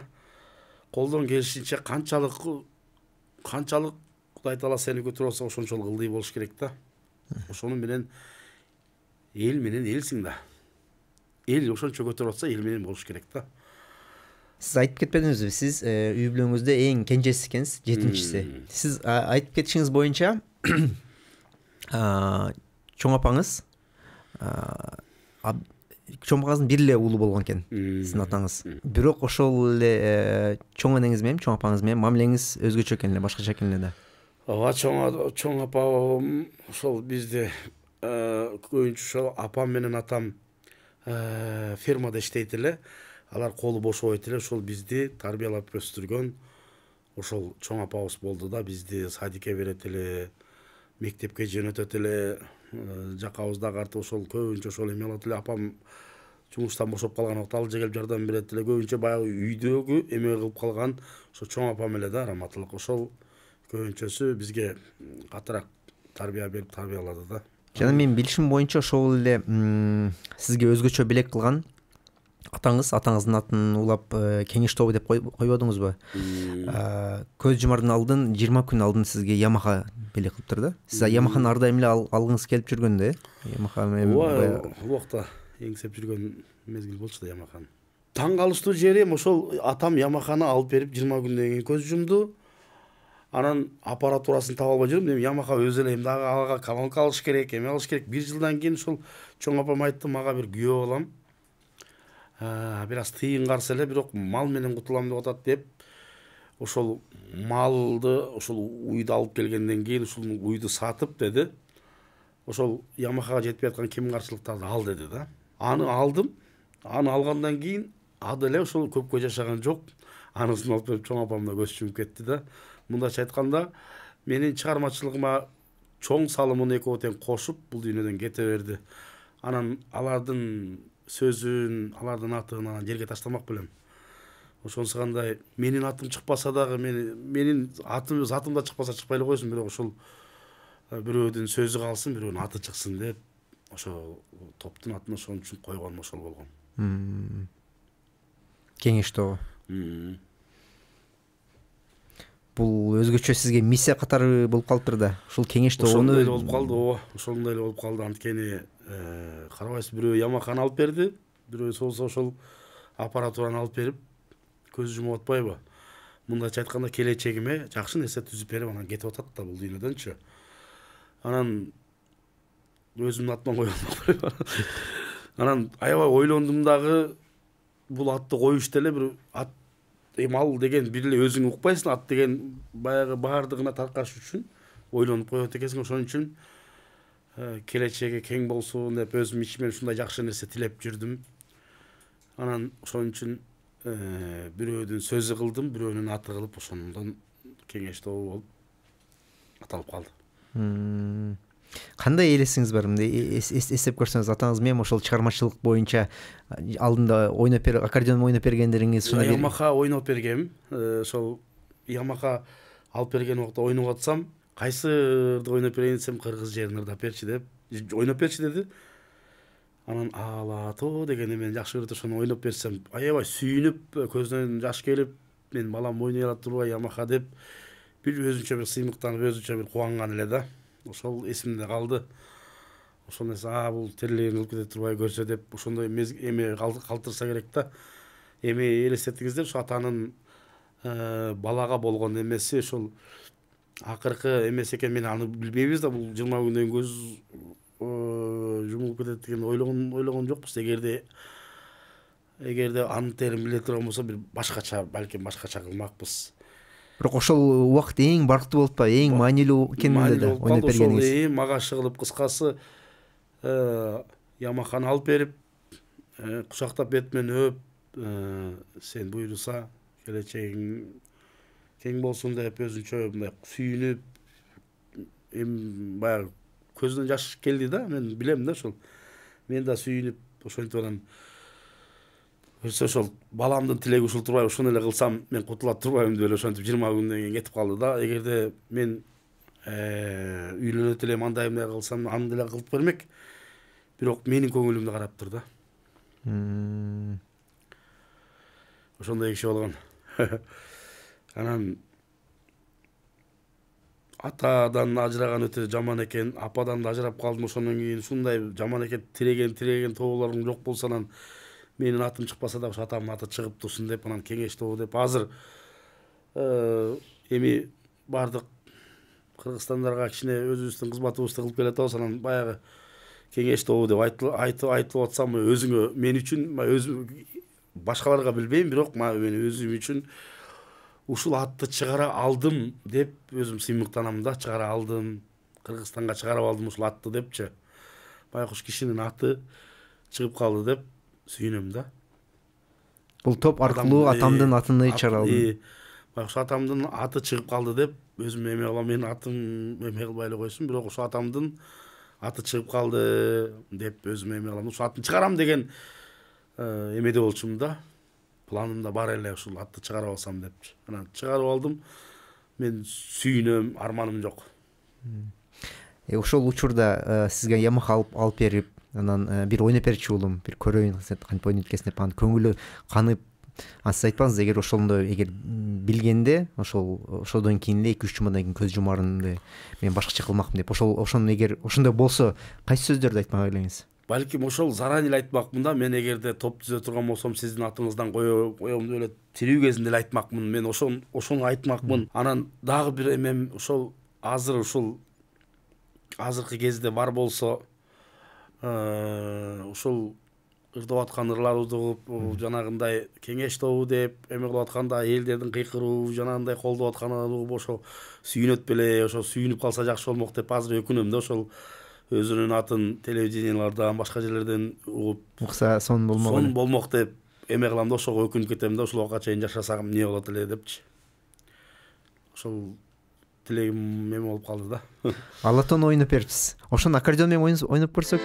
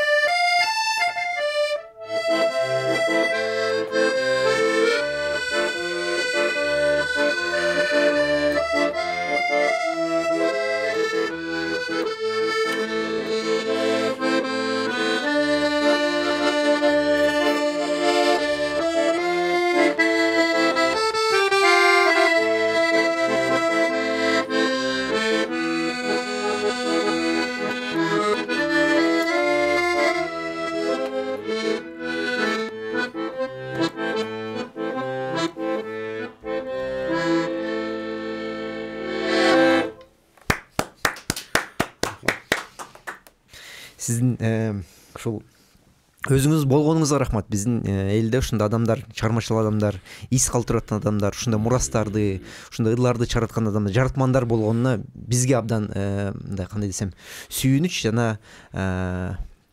ушул менен сыймыктанабыз да. Ана жана сиз өзүңүз айтып кеткендей эле, бул дүйнөгө эң чоң салым, эң негизги ис атаңыздын калтырган бул сиз болгонсуз. Сиз болсо ошол изди, ушул мурасты кеңеш тобу аркылуу атаңыздын атын дагы даңазалап мындай калтырып кеттиңиз да. Абдан сонун кылып айтып кеттиңиз. Мен дагы өзүм толкунданып мындай башкача бир энергия алып отурам да. Ушул эле сиздин көрөрмандарыңызга, угармандарыңызга биздин ошол Мирзаматов подкаст каналын же Мирзаматов влог каналын көрүүчүлөрүнө бир өзгөчө каалоо тилектериңиз, ойлоруңуз бардыр. Кандай бир ойлорду айтып кетесизби? Албетте, мен эгерде өзүм эле жалгыз келип калдым, мен демекчи өзүм эле жалгыз келип калдым. Балким Гүлмира келгенде мындан да кызыктуураак, мындан да жакшыраак болмок беле деп ойлойм. Буюрса кийинкисин ошондой кылып тартабыз окшойт балким экөөбүздөн. Ага деле макулбуз. Анан чынын айтсам, канча интервью берсем дагы бул интервью мен үчүн өтө чын жүрөктөн болду. Себеби дегенде сиздер баягы адамдын түпкүрдөгү болгон алгачкы биздин кайсыл жактан башталып, кайсыл жерде эмне болгонубуздун баарын мындай тереңирээк сурап, тереңирээк маалымат алып, ошол чыгармачылыкка келгенге чейинки басып өткөн жолдорубуздун бардыгын ушул айттырып, өзүмчө мен дагы ошол балалыкка барып келгендей болдум да. Ачык эле айтыш керек, чын жүрөктөн баягы интервью берип, сиздер менен сүйлөшүп, мындай мен үчүн бир башкача интервью болду да. Чын эле бул интервью мен үчүн жашоомдогу биринчи, эң жакшы, эң бир сапаттуу, эң бир мындайча айтканда орусча айтмакчы качественный интервью болду десем жаңылышпайм. Рахмат. Бага берип кеттиңиз, бизди азыр бартап койдуңуз.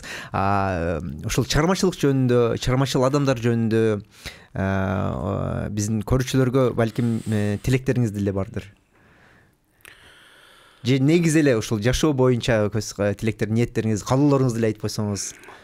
Жана ошондон кийин бир эле суроом бар, ошо менен буюрса биздин маегибизди, подкастыбыздан жыйынтыктык берсек деле болор деп окшойт.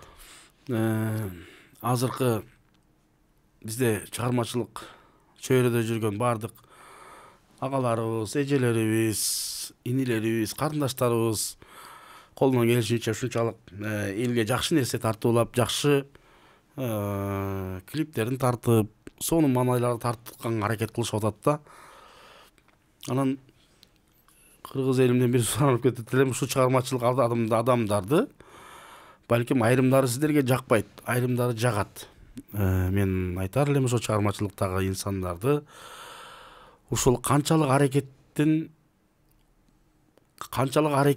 сиздер башка бирөө өзү үчүн эмес, кыргызга жумшайт да. Ошол эмгегин канча клип тартса дагы, ыр жазса дагы ушуну жумшайт. Ошону бир эле сөз менен ошол адамды тебелеп басынтпасаңыздар деп айтат элем да. Балким алардын ичиндеги жан дүйнөсү ошол өзүнчө бир ушундай бир адамга болгон ушул ырым менен, ушул бир кичине болсо дагы ушул адамдын жан дүйнөсүнөн орун алсам деген бир тилектер бар. Же клип мененби, же болбосо бир өзүнүн ушундай бир жакшы нерселерин жакшы кабыл алыш керек да. Бизде ошо кыргызда көбүнчөсү ошол айрымдары ушул биздин чоң эле эжелерибизби, байкелерибизби, же болбосо ушундай бир эмгегин сиңирип койгон чоң агайларыбызды, байкелерибизди кичинекей эле бир нерсе менен жаманатты кылышып аткандар бар. Мына ошолордун бардыгын ошончо жыл мээнет кылган мээнетин ушул бир эле кичинекей нерсе менен жууп салбасаңыздар дейм да. Анткени алар да бир кезде ошончо угуучусу, ошончо көрөрманы, ошончо угарманы, ошончо ошону жакшы көргөн адамдар бар да. Анан кичинекей эле бир биздин чыгармачылык адамдын жан дүйнөсү назигирээк болот эмеспи? Ошон үчүн ушул назик көңүлүбүздү оорутпасаңыздар экен. Сиздер үчүн негизги чыгарып аткан чыгармалар, ырлар, клиптердин баары негизи эле ушул кыргызга, кыргыз эли үчүн гана тартуулайбыз. деп ойлойм да. Менин оюм ошондой. Анан ошо бизге чейинки мурун өтүп кеткен биздин улуу муундагы ырчы эжекелерибиз, андан кийинки мына ушул убакка чейин канча деген мээнеттерди кылып ушул искусство тармагында келип өздөрүнүн бизге берип аткан ушундай бир жашынакай баягы тарбиялары менен өсүп келатабыз да. Мына ошол бизден мурунку ошол жана ошондой эле андан мурунку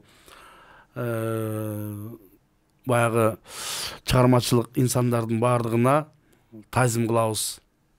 Таазим кылабыз себеби дегенде алардын мээнети зор. Мээнет болгон ошол ошон үчүн Кыргыз ССРнын эмгек сиңирген артисти, эл артисти болуп аталып келатат. Жөндөн жок эле наамдарды мындай ар бир кишиге бере бербейт да. Ошонусу кандай биз дагы ошолордой болсок деген ниетибиз бар. Ошолордун жолун жолдосок деген ниетибиз бар. Ошонусу кандай бул чыгармачылыкта жүргөн адам жана ошондой чыгармачылыктардын жанында жүргөн инсандар гана түшүнө алат да бул нерсеничи. Рахмат. Биздин жаратмандарга, чыгармачыл инсандарга баарына түшүнүк менен кайрылууну, кабыл алууну тилеп кеткенсиз. Ошону айтып кетет элем да. Сон азыркы учурда дагы чыгармачылыгыңыз уланып жатат экенсиз, активдүү түрдө. Мен YouTube каналыңызды карап көрдүм. Болбойт деген бир айда бир, 2-3 жумада бир клиптерди да чыгарып кояптырсыз. Азыркы 3 жылкыга, 5 жылкыга, 10 жылкыга дагы пландарыңыз болсо керек ошол эле клиптер, ырлар, чыгармачылыктар боюнча. Ошол боюнча бир айтып кетесизби кыскача? Ооба, себеби дегенде акыркы мезгилдерде биздин мурунку эски ырларыбызды азыркы жаштар жаңыртып чыгарып, ошону өздөрүнүн баягы каналдар эмелерине салып, TikTokко, Instagramга башка жака салып, ошону нерсени көп байкап атабыз да. Биздин мурунку 15 жыл мурдагы ырларды азыр ырдашып, ошолор менен жаңыртышып атат. Жан берип кетип атышат. Ооба. Анан акыркы концерттерде байкап калып атабыз, өзүбүз дагы байкап калсак ушунчалык элдер да чогуу ырдашып, элдер дагы ошол ырлар менен жашап калышыптыр да. Анысы кандай биз дагы ошол ушу жарым жылдан бери эле мага бир гана ушундай каттар келет, мага бир гана сунуштар келет. Концерт койбойсуздарбы деген сунуштар келип атат. Анан быйыл буйруса муну февралдын ичинде өзүбүздүн жеке концертибизди берсекпи деген пландар болуп атат. Жеке концертти ушул 2 күн ошол Бишкекке өзүбүздүн жеке концертибизди берсекпи деп турабыз. Кеңеш тобунун жеке концерти. Жеке концерти сөзү дегенбиз көп жылдан бери кое элек экенбиз. Ошону койсокпу деген пландар болуп атат. Концертибиздин коюп аткан себебибиз дагы ошол элдин суроосу боюнча болуп атат да. Болбосо дагы жүрө берет элек. Анан элдер ушинтип эме кылып атса, азыр суранып калып атат, кийин суранбай калышы мүмкүн. Ошон үчүн суранып аткан мезгилде ошол февралдын ичинде, февралдын бир күндөрүн белгилеп, анан өзүбүздүн жеке концертибизди берген турабыз иншалла. Баарыңыздар ошол подкаст ошол көрүүчүлөрүнө дагы ошол аркылуу дагы ошол жарыялап кетет экенсиз. Жарыялап кетебиз. Кудай буйрса, февралда биздин жеке концертибиз иншалла сиздерге жаңы ырларыбыз менен дагы, эски ырларыбыз менен дагы сиздер үчүн чоң программадагы 2 күндүк шоу концертибизди тартууланып турабыз иншалла. Буйрса анда мен да бир кысырма кылып кетейин. Достор, эгер ушул концерт болсун жана мен ушул концерт болсо бармакмын дей тургандар болсо, албетте өзүңөрдүн каалооңорду, тилегиңерди, ушул талабыңарды комментарий аркылуу жазып кеткиле. Ошондой эле эң жакшы комментарийге экөөсүнө балким билет белек кылып коелу. Кандай десе, эң активдүү, эң өзгөчө историясы болгон, өзгөчө бир көрөрманыңыз болгон комментарийлерге эки билетти ушул жерден алып кетишет. Буйрса даже бул жерден эмес, сиздин өзүңүздүн колуңуздан алаттыр. Кандай дейсиз? Өзүбүздүн колубуздан алат. Автограф менен беребиз, сүрөткө түшүп дагы беребиз. Болду анда. Достор, уктук. Бул жерди азыр фиксируем, тастап коелу. 2 эң жакшы комментарийге анда сиздин концертиңизге билет. Буйруса. Буйруса. Сон. Рахмат. Абдан сон маек кылдык, абдан сон энергия алдык. Сиздин өзүңүз убакыт бөлүп бергениңизге рахмат. Сиздерге да рахмат. Мен чынын айтсам, ушунчалык чын жүрөктөн интервью берген интервьюм болду. Сиздер өтө мындай жүрөктүн терегинен аябай суроолорду берет экенсиздер. Мен көбүнчөсү ушул бизден интервью алгандар ушундай бир тереңирээк интервью алса экен деп жүрөт элем. Сиздер баягы купулга толдуңуздар, ансандай ушул подкаст форматындагы маегибизде ушул жактагы катталуучуларга дагы терең ыраазычылык билдирип кетебиз. Нурлан, сизге дагы рахмат. Жана ошондой эле операторлорго, жана ошондой эле подкасттын бардык жумушчуларына, бардык кызматкерлерине терең ыраазычылык билдирип кетебиз. Бар болуңуздар, аман болуңуздар. Бир эле ушул Кыргызстан эмес, дүйнө жүзүнө тараган жакшы каналдардан болсун деп тилеп кетем. Рахмат. Аз кол чапкым келип кетти. Абдан ыраазыбыз. Сон бир композиция менен бүтүрүп койсок бекен, байке, кандай дейсиз?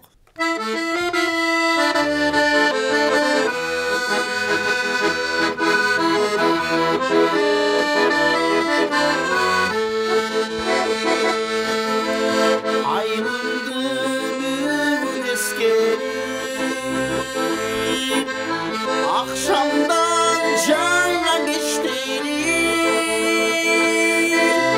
Apakem uysam koruldu Adırgan oynop geçkenini Apakem kayda men kayda Adırgan soğukun jeli kayda